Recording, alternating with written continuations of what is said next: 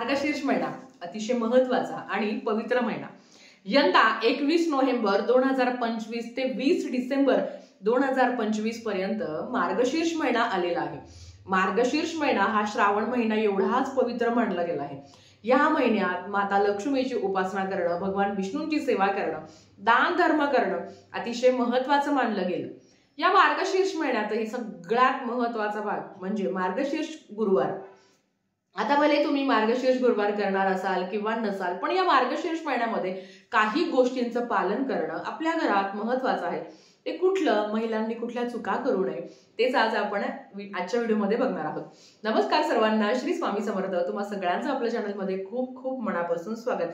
आता मार्गशीर्ष महिना म्हटलं तर सगळ्या महिलांचा जिव्हाळाचा विषय मार्गशीर्ष गुरुवार. यंदा 4 गुरुवार आलेले आहे. चौथा गुरुवार हा 18 डिसेंबरला आहे आणि पहिला गुरुवार हा 27 नोव्हेंबरला असणार आहे. 18 डिसेंबरलाच आपल्याला व्रताची सांगता करायची आहे, व्रताचं उद्यापन करायचं आहे. बऱ्याच घरात मार्गशीर्ष गुरुवार नाही केले जात. भले तुम्ही गुरुवार करणार असाल किंवा नसाल, पण काही चुका आहे ना ज्या आपल्याला आवर्जून पाळायच्या आहेत. सगळ्यात आधी ज्या पद्धतीने श्रावण महिन्यातही काही नियम अटी असतात ज्याचं पालन आपण करत असतो, आणि काही ठिकाणी आहे की अजूनही मार्गशीर्ष महिना खूप पवित्र आहे आणि लोक त्याचं पालन करतात, पण काही घरात काही चुका केल्या जातात. आता गुरुवार म्हटलं तर आपण उद्यापन किंवा सेवा, माता लक्ष्मीची सेवा करत असतो, उपासना करत असतो, पण त्याच्याबरोबर काही महत्त्वाच्या गोष्टी आहेत तेही करणं महत्त्वाचं आहे. शक्य असेल तर संपूर्ण मार्गशीर्ष महिना आपल्याला मांसाहार वर्ज्य करायचा आहे. कृपया करून सगळ्या महिलांना विनंती आहे की घरात मार्गशीर्ष महिन्यात मांसाहार होणार नाही. कारण बघा, पहिल्या 5-6 दिवसामध्ये तर मल्हारी षडरात्र उत्सव आहे, तेवढ्यात तर आपल्याला मांसाहार करायचाच नाही आहे. ते नाही होत तर लगेच अगदी 2 दिवसातच आपल्याला सगळ्यात महत्वाची सेवा आहे की आपल्याला गुरुचरित्राचं पारायण करायचं आहे. थोडक्यात बघायला गेलं काय तर 8-15 दिवस तर आपण आपल्या घरातच मांसाहार होणार नाही. त्याच्यानंतरचे 15 दिवस पाळले तर काय हरकत आहे. कारण काही महिलांचं तर असं आहे, ताई आम्ही गुरुवारी उपवास करतो, मग बुधवारी आणि सर्रास मांसाहार केला जातो, इव्हन त्या सुद्धा खाता. तर मी तुम्हाला ते सांगेल की मांसाहार करू नका या मार्गशीर्ष महिन्यामध्ये. आणि मल्हारी सप्तशती ज्या काही आपण सेवा करणार आहोत, षडरात्र उत्सव मध्ये सुद्धा मांसाहार वर्ज्य आहे. आणि गुरुचरित्र पारायणाच्या कालावधीमध्ये सुद्धा अजिबात करायचं नाही. मग नंतरचे 15 दिवस पाळले तर काय बिघडतं. शक्य असेल तर आवर्जून घरात मांसाहार करू नका. पण अडचण येते, ताई आमच्या घरातले खाता, आम्ही नाही खात, मग आम्ही सेवा नाही करू शकत का? तर सांगून बघण्याचा प्रयत्न करा, समजवण्याचा प्रयत्न करा.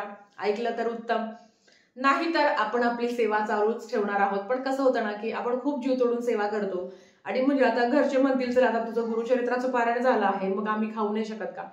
तर मी तुम्हाला ते सांगेन. तर आता जर तुमचा तो बिझनेस असेल की ताई आमच्याकडे म्हणजे आम्ही मेस चालवतो, तो आम्हाला करून द्यावं लागतं. बघा, जर तो तुमचा उद्योगधंदा आहे आणि त्याच्यावर जर ती तुमची रोजीरोटी आहे तर त्याचा त्याग करू नका. म्हणजे तुम्हाला जर ते करून द्यावंच लागत असेल तर ते तुम्हाला करावंच लागेल. कारण आपलं काम हे पहिलं आहे. मग ते आता लोक खाणारे आहेत त्यांना आपण बदलू नाही शकत, तर तुम्ही करू शकता, पण तुमच्या घरात तुम्ही खात नाही ना, हे महत्वाचं आहे. म्हणून मांसाहार वर्ज्य करा. अगदी संपूर्ण मार्गशीर्ष महिना तेवढा पवित्र आहे. भगवान विष्णूंची सेवा करण्यासाठी हा खरंच खूप महत्वाचा महिना मानला गेला आहे. मार्गशीर्ष महिन्यात तेवढे लग्न कार्य सुद्धा आहे. तर आता ह्या लग्न कार्यात जर तुम्ही जाणार असेल किंवा जर तुम्हाला बाहेर जायची वेळ आली असेल तर ताई परान्न शक्यतो वर्ज्य करावं. जर तुमची कुठली सेवा चालू असेल तर, म्हणजे संकल्पयुक्त सेवा चालू असेल तर अर्थात तुम्ही परान्न वर्ज्य करू शकता. दुसऱ्यांच्या घरचं खाऊ नये, माहेरचं खाऊ शकता. अगदी गुरुबावली सुद्धा म्हणतात की काही महिलांचं असं आहे की ताई आम्ही गुरुचरित्राचं पारायण आमच्या माहेरी करतो, तर माहेरचं आई बापाचं तुम्ही खाऊ शकता, काहीच अडचण नाही. पण बाकीच्यांचं घरचं खाण्याचं म्हणजे न खाण्याचा तुम्ही प्रयत्न करा. त्याच्याबरोबर येतं ह्या मार्गशीर्ष महिन्यामध्ये जसं आपण व्रतवैकल्य करत असतो ना, त्याच पद्धतीने आपल्या घरातही आपलं घरातलं वातावरण तेवढं चांगलं शुद्ध असणं. माता लक्ष्मीची सेवा करण्यासाठी, गुरूंची सेवा करण्यासाठी तुम्ही स्वतःला विलीन करावं. तुम्ही मंत्रमुग्ध होऊन सगळ्या सेवा कराव्या. कोण काय बोलत आहे किंवा कोण तुम्हाला काहीतरी बोलत आहे, कोणीतरी तुम्हाला नावं ठेवत आहे, याच्यापेक्षा तुमची सेवा महत्वाची आहे. तुम्ही ती सेवा प्रॉपर करावी. कोण तुम्हाला काय बोलतं, कोणीतरी तुम्हाला चिडवलं, कोणीतरी तुम्हाला नावं ठेवले, तर मला असं वाटतं की प्रत्येकाचा लेखाजोखा हा परमेश्वराकडे आहे. आपण त्याला उत्तर देण्यापेक्षा वेळ आल्यावर प्रत्येक गोष्ट त्याला उत्तर ती देत असते. तुमचं काम आहे सेवा करणं, चांगलं करणं, कारण प्रत्येक स्त्री आपल्या कुटुंबासाठीच करत असते. आपला नवरा आहे, आपल्या घरातली व्यक्ती आहे, मुलं बाळ आहे, त्याच्यासाठीच ती करत असते. म्हणून कोण काय बोलतं याच्यापेक्षा आपण चांगलं राहावं हे तेवढं महत्वाचं आहे. दुसरं, आता गुरुवार आहे ताई, गुरुवारी आम्ही केस धुवू शकतो का? कारण मार्गशीर्ष महिन्याचे गुरुवार आहे आणि बऱ्याच वेळा असं म्हणतात की, आणि बऱ्याच महिला गुरुवारी केस धुवत नाही. आता ताई बुधवारी, आता बऱ्याच वेळा अशा पण कमेंट्स येतात की ताई बुधवारी आम्ही मांसाहार खातो आणि गुरुवारी केस धुऊ का? तर आता केस धुतल्यावर शरीरातला मांसाहार जाणार आहे का? म्हणून सांगते की मांसाहार वर्जच करावं. पण कधी कधी काही कारणांमुळे, आपल्या संसारिक अडचणींमुळे आपल्याला गुरुवारी केस धुवायचे असतात. मी एकच सांगेल की ब्रह्मचर्या म्हणजे एक दिवस तुमचं बुधवारी जरी ब्रह्मचर्याचं उल्लंघन झालं, तर ब्रह्मचर्याचं उल्लंघन आणि तुमचे केस धुण्याचा काही संबंध नाहीये. आणि तुमच्याकडे जर ते असेलच तर तुम्ही बुधवारीच डोकं धुवून घ्या. बुधवारी ब्रह्मचर्याचं पालन करावं की जेणेकरून गुरुवारी डोकं धुण्याचा तुम्हाला प्रश्न येणार नाही. गुरुवारी केस धुवू नये असं म्हणतात, त्यामागची कहाणी पण मी सांगितलेली आहे. तर गुरुवारी शक्यतो केस धुवू नये.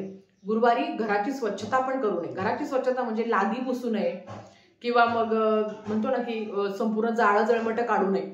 तर ह्या मार्गशीर्षच्या गुरुवारी सुद्धा ते नियम लागू होतात.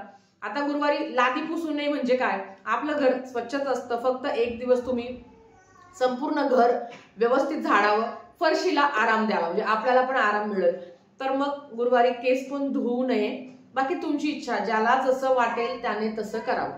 तुम्हाला वाटतंय ना की मला गुरुवारी केस धुवायचे काही होत नाही, मग तुम्ही करू शकता. त्या मागची कहाणी आहे, बाकी तुमची इच्छा.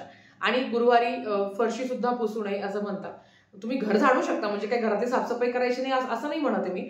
घर झाडू शकता, जो काही आहे, पण संपूर्ण म्हणतो ना आपण की घराची स्वच्छता करणं, जाळं जळमट काढणं किंवा पंखे साफ करणं, ह्या गोष्टी तुम्हाला करायच्या नाही आहे. फक्त जी काही आहे जागा आपली घराची ती स्वच्छ करू शकता. आता ताई मार्गशीर्ष महिन्याची गुरुवार आहे आणि तुम्ही सांगता फरशी नका पुसू, तर तुम्हाला मी सांगेल की जिथे तुम्ही मांडणी करणार आहात ना, आता आपल्याला असतं की बघा म्हणजे आई लक्ष्मीची आपण सेवा करत असतो आणि घरात तेवढी स्वच्छता, कारण जोपर्यंत घराला फरशीला आपण फडकं मारत नाही ना तोपर्यंत आपल्याला पण त्या जीवाला शांतता लागत नाही. तर मग अशा वेळेस तुम्ही काय करू शकता, बुधवारी तुम्ही फरशी पुसूनच घेता ना, मग गुरुवारी जिथे तुम्ही मांडणी करणार आहे ती जागा फक्त स्वच्छ करावी. संपूर्ण घरात तुम्ही गोमूत्र शिंपडू शकता, बाकीचं काही नाही. मला असं वाटतं की घरातली स्वच्छता नक्कीच माता लक्ष्मीला आकर्षित करत असते. पण ज्या घरात ना बायकांचा, आईचा, बायकोचा, बहिणीचा अपमान होतो, त्या घरात किती पण सुशोभीकरण करा, स्वच्छता करा, त्या घरात कधी माता लक्ष्मी टिकत नाही. म्हणून जर मार्गशीर्ष व्रताशी गुरुवार करायचे आहे आणि ताई तुम्ही सांगता की तुम्ही फरशी नका पुसू, तर आदल्या दिवशी तुम्ही फरशी पुसून घेऊ शकता. दुसऱ्या दिवशी फक्त घर झाडावं. आणि जो भाग आहे, मग काही ठिकाणी देवघरासमोर मांडणी केली जाते, काही ठिकाणी फक्त दुसऱ्या ठिकाणी मांडणी करू शकते, तेवढी जागा फक्त तुम्ही स्वच्छ करावी. घरात चांगलं काहीतरी व्हावं, त्या किंवा घरातली काही निगेटिव्हिटी आहे ती बाहेर जाण्यासाठी घरात तुम्ही गोमूत्र शिंपडू शकता. असं करू शकता ना की जेणेकरून ज्या काही निगेटिव्ह वाईब्स आहे, कारण गोमूत्र खूप प्रभावशाली आहे आपल्या घरातलं ज्या काही निगेटिव्हिटी आहे त्या बाहेर काढण्यासाठी. म्हणून शक्यतो गुरुवारी फरशी पुसू नये आणि गुरुवारी केस पण धुवू नये. पण अगेन मी तुम्हाला सांगेल की तुम्हाला जर करण्याची इच्छा आहे की ताई आमच्या सासूबाई म्हणता मग आम्हाला ते करावंच लागतं, बाकी ज्याने त्याने आपापल्या घरचे नियम पाळावे. कारण एखादी गोष्ट सांगून जर घरात वादविवाद होत असेल आणि गुरुवारच्या दिवशी कटकट होत असेल तर त्या गोष्टीला काही अर्थच नाही आहे. म्हणून ह्या गोष्टींचं पालन करणं महत्वाचं आहे. बाकी भले तुम्ही मार्गशीर्ष महिन्याचे गुरुवार उपवास करा नका करू, पण तुम्ही मांडणी करू शकता, तुम्ही उपवास करा नका करू, तुम्ही सेवा करू शकता, तुम्ही उपवास मार्गशीर्ष महिन्याचे उपवास किंवा गुरुवार करा नका करू, पण मांसाहार नाही होणार याची काळजी घ्यावी.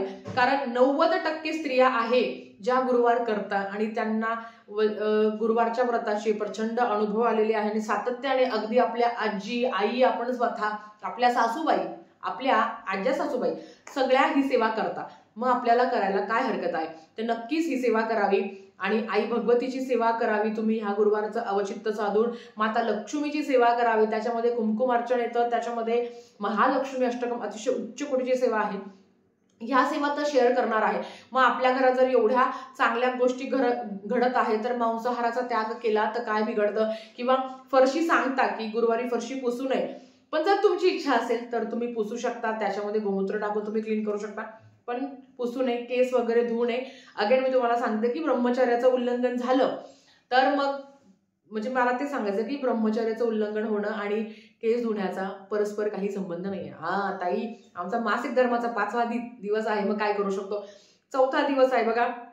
मासिक धर्म जर तुम्हाला असेल 4थ्या गुरुवारी म्हणजे 4थ्या दिवशी जर गुरुवार आला तर 4 दिवस पाळायचे असतात. बाकी तुमची इच्छा डबल आंघोळ करून, डोक्यावर आंघोळ करून, तो काही दिवस बदलत नाही, ते काही तास आपले बदलत नाही की चला 2दा आंघोळ केल्यावर लगेच 2 दिवस वाढवा होता, असं नाही होत.